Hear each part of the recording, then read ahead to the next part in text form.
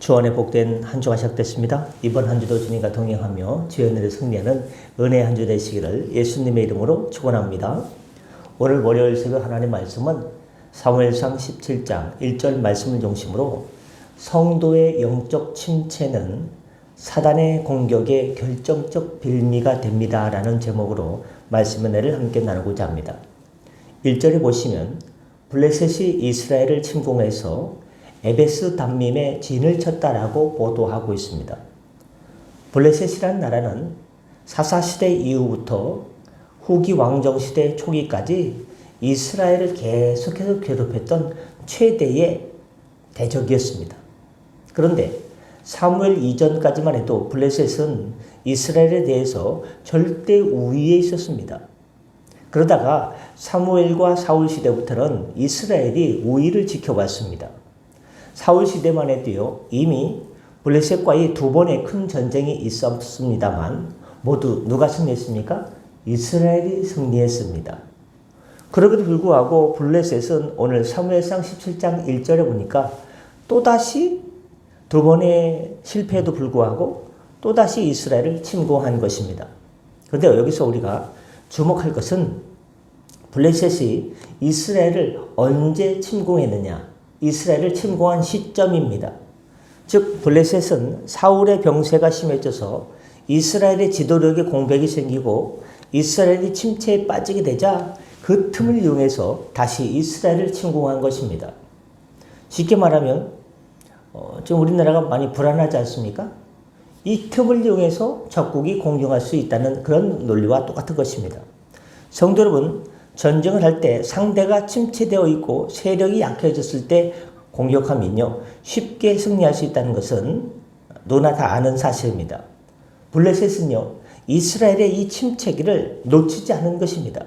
그런데 중요한 것은 우리 성도들의 대적인 사단 마귀도 우리를 공격할 때, 하나님을 믿는 하나님의 자녀인 우리 성도들을 공격할 때 언제를 노리냐?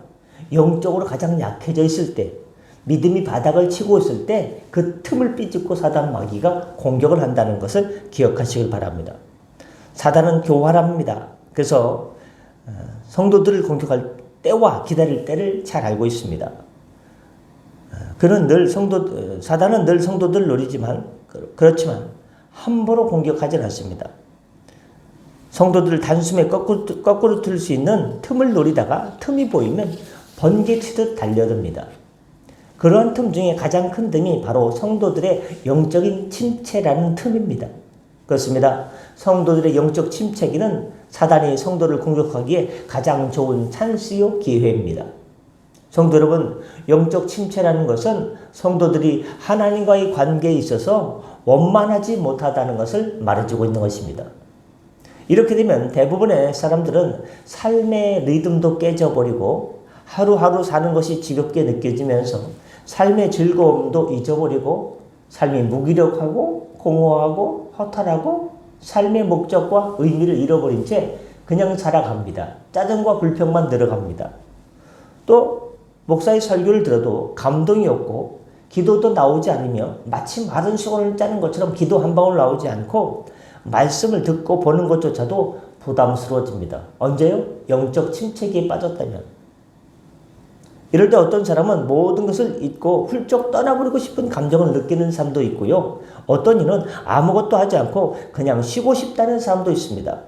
그리고 이런 마음을 가지고서는 교회에서 봉사할 수 없다는 이유로 봉사하던 일을 그만두고 아주 방관자적 자세를 취하는 사람도 있습니다. 그러나 이런 모습들은요, 지극히 데인저러스, 위험한 모습입니다. 왜냐하면 우리가 모든 것을 포기하는 것은 바로 사단의 공격 앞에 무방비 상태로 서 있는 것과 같기 때문입니다. 그렇습니다. 여러분, 우리가 영적으로 침체되면 될수록 우리의 믿음을 공격하는 사단의 공격은 점점 더 거세질 것입니다. 만약 우리가 이것을 이겨내지 못하면 우리의 영적 침체는 영적 패배로 이어져서 사단의 포로로 전락하게 되고 마는 것입니다. 그러므로 우리는 어떻게 될까요? 그렇게 되면 안 되죠. 매 순간 영적 침체에 빠지지 않도록 영적으로 분발해야 됩니다. 기도 생활, 말씀 생활, 전도 생활, 성도들과의 교제 생활, 교회 봉사 생활에서 열심을 내야 됩니다. 여러분 이사야서 52장 1절을 보시면 성도들 향해서 하나님께서 이사야 선지자를 통해서 뭐라고 말씀하십니까? 깰지어다 내 힘을 입을지어다 라고 함으로써 영적 각성을 촉구하고 있습니다. 영적으로 잠자지 말고 일어나라. 일어나서 주의 일을 감당해라 라고 하나님께서 말씀하십니다. 또 주님은 제자들을 향해서 마태복음 26장 41절에 예수님께서 제자들에게 시험에 들지 않게 깨어 기도하라고 말씀하고 있습니다. 기도하지 않으면요 시험에 듭니다. 깨어 기도하면요 시험에 들지 않습니다. 시험을 이겨내고 일어납니다. 사도 바울은 고린도전서 16장 13절에서 깨어서 믿음에 서서 남자답게 강건하여라고 권면하였고, 베드로는 베드로전서 5장 8절에서 근신하라 깨어라 너희 대적 마귀가 우는 사자같이 우욱 두루 다리니 삼킬 자를 찾는다. 누구를 삼켜 먹을까?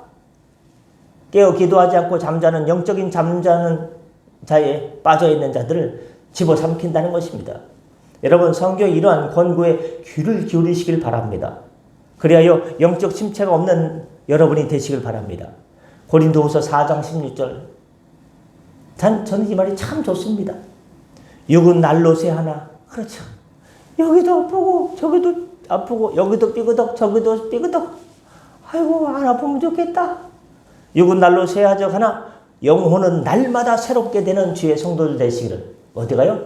육신은 후패해져 가고 노쇠해져 가지만 날마다 새 영으로 새 마음으로 새 삶으로 영혼이 날마다 새롭게 되는 리프레시 되는 복된 성도의 삶을 살아가시기를 예수님의 이름으로 축원합니다.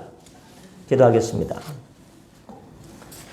은혜의 주님, 오늘 말씀 성도의 영적 침체는 사단의 공격에 결정적 빌미가 된다는 사실을 깨닫고 깨어 기도해서 남자답게 강건하게 또한 사단 마귀를 대적해서 하나님의 은혜를 덧입어 사단 마귀 한 길로 왔다가 7길로 도망가는 것을 보게 하여 주시옵소서. 잠언서 24장 10절 말씀을 기억합니다. 내가 만일 환난 날에 낙담하면 내 힘의 미약함을 보인다고 했습니다. 환난 날에 낙담하지 않고 깨어 기도해서 주님의 도우심을 입어 승리하는 주의 용사들 되게 하여 주시옵소서. 오늘도 인도하여 주옵소서. 감사하며 축복하며 예수님의 이름으로 기도드립니다.